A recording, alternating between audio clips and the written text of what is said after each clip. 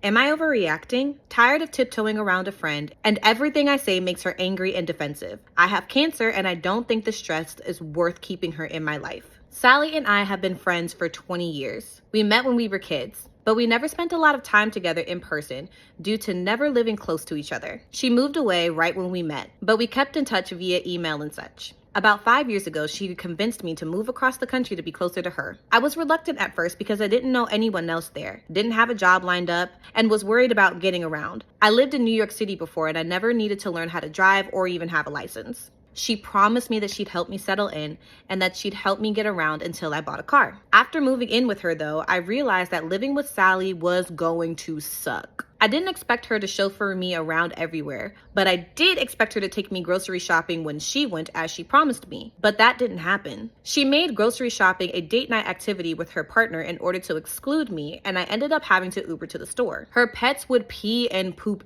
everywhere, and I was expected to clean it up. She never made any time for me, but when I had plans with someone else, she would get upset and would try to guilt trip me to stay with her. She also expected me to cook dinner for the household with my food, despite the fact that I was paying more than my fair share for rent. No.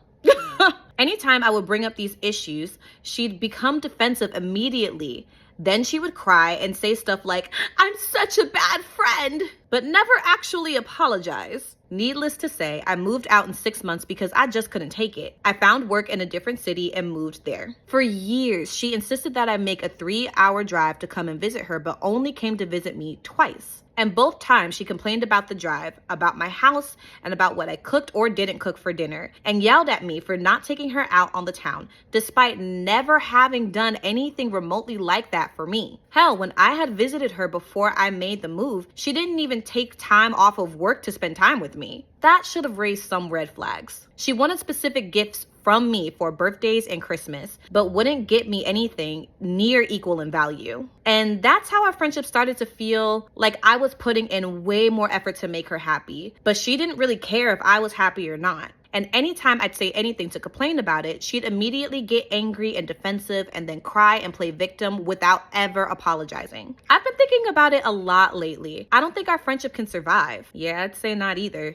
I figured that I'd end up doing a slow fade because talking to her obviously doesn't accomplish anything. But earlier this month, I found out that I had stage 3 cancer. Oh no. The cancer I have has a very, very low mortality rate. Okay, good. But it still shocked and scared me a little. It made me really think about what I wanted and didn't want in my life.